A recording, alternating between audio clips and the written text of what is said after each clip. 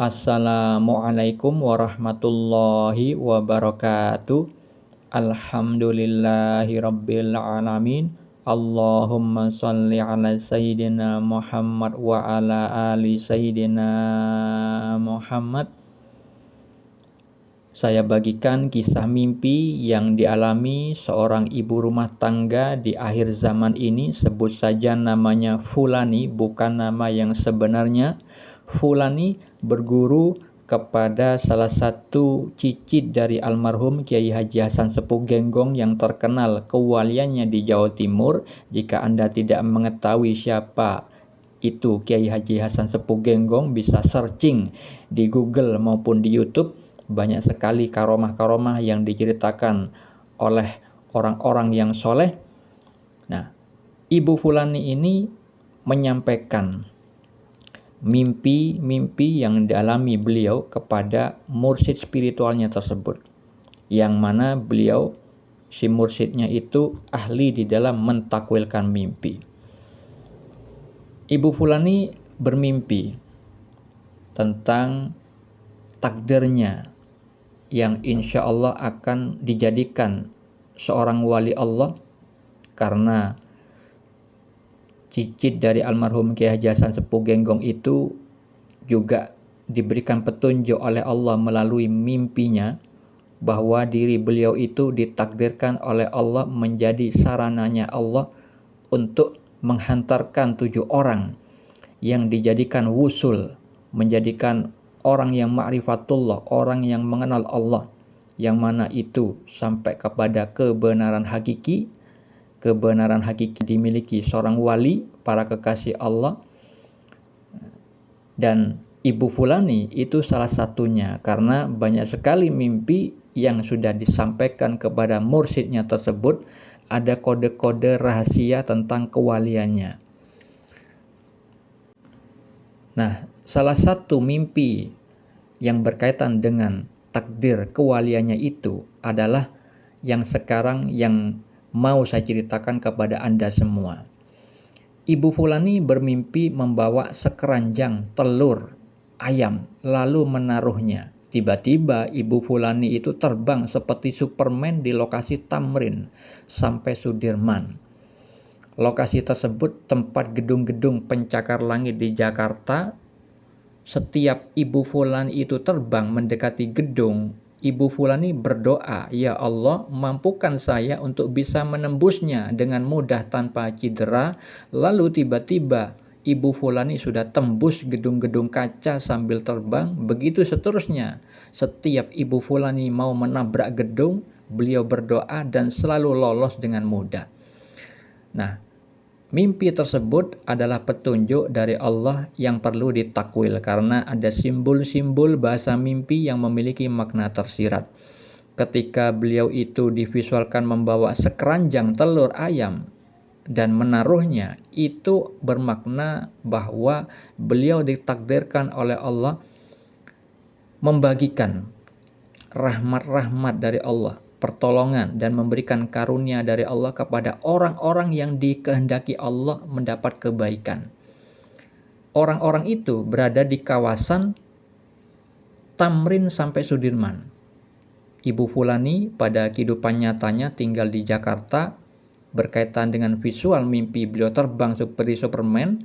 Terbang itu memiliki makna diberi kekuasaan, diberi kemampuan. Beliau itu diberi kekuasaan di area Tamrin sampai Sudirman, seperti halnya visual mimpinya. Beliau itu terbang di lokasi Tamrin sampai Sudirman, karena wali itu memang diberikan tempat berkuasa, tempat dia itu dijadikan sarana bagi Allah membagikan rahmat-rahmat dari Allah kepada orang-orang di kawasan tersebut. Makna mimpi tersebut berkaitan dengan makna mimpi sebelumnya. Ketika Ibu Fulani itu melaporkan mimpi sebelumnya kepada mursyidnya itu tentang menyapu, mimpi menyapu tempat orang lain. Dan ketika beliau itu menyapu, dikatakan di dalam mimpi itu bahwa itu tugas saya. Nah, itu memiliki makna tersirat bahwa keberadaan wali Allah itu bersama rahmat Allah. Orang-orang yang tinggal di suatu kawasan yang ditinggali wali Allah, maka orang-orang di area itu dirahmati oleh Allah. Misalkan dihindarkan dari bencana, ya, misalkan ketika ada orang di sekitar situ ada permasalahan hidup, kemudian tiba-tiba si wali itu digerakkan oleh Allah menolong orang tersebut berkaitan dengan mimpi dari Ibu Fulani, yang mana beliau itu melaporkan ke mursyidnya bahwa beliau itu bermimpi ketika ada orang yang meminta pertolongan, beliau dianjurkan untuk menolongnya. Nah, itu saling berkaitan. Nah, ketika ada visual di dalam mimpi itu bahwa beliau terbang mendekati gedung seraya berdoa, "Ya Allah, mampukan saya untuk bisa menembusnya dengan mudah tanpa cedera." Lalu beliau itu lolos, beliau berdoa ketika ingin menabrak gedung, ya, kemudian itu lolos lagi dengan mudah. Nah, itu berkaitan dengan firman Allah tentang wali, disebutkan di dalam hadis riwayat Al-Bukhari nomor 6502 dari Abu Hurairah radhiyallahu anhu berkata, Rasulullah shallallahu alaihi wasallam bersabda, sesungguhnya Allah Ta'ala berfirman, barang siapa yang menyakiti waliku, maka aku mengumumkan perang kepadanya. Tidaklah hambaku mendekat kepadaku dengan sesuatu yang paling aku cintai selain apa yang aku wajibkan baginya.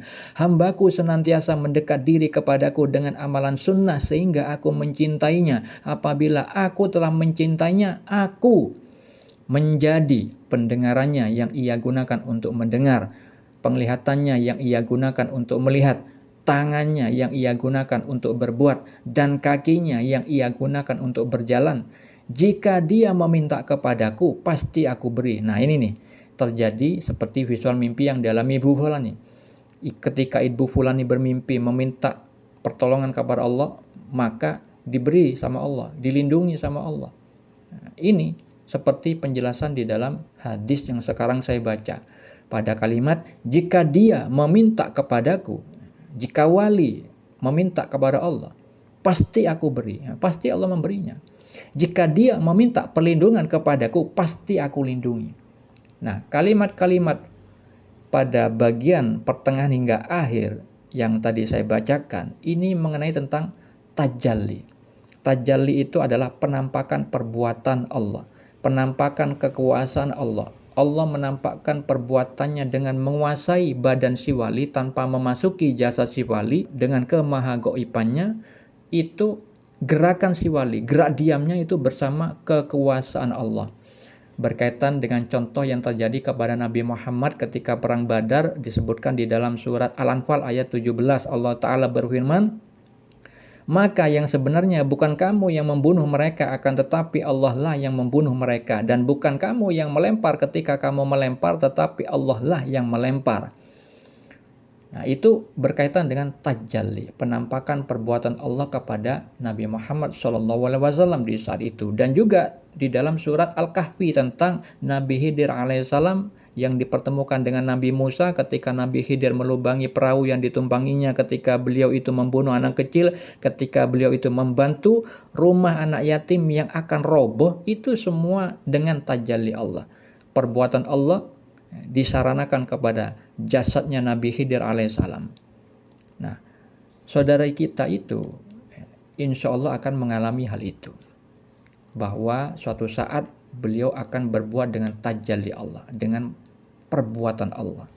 Intinya ketika beliau itu berhasil lolos menembus gedung-gedung pencakar langit tanpa cedera, itu memiliki makna beliau itu ketika diuji yang berat, karena para kekasih Allah itu ujiannya berat.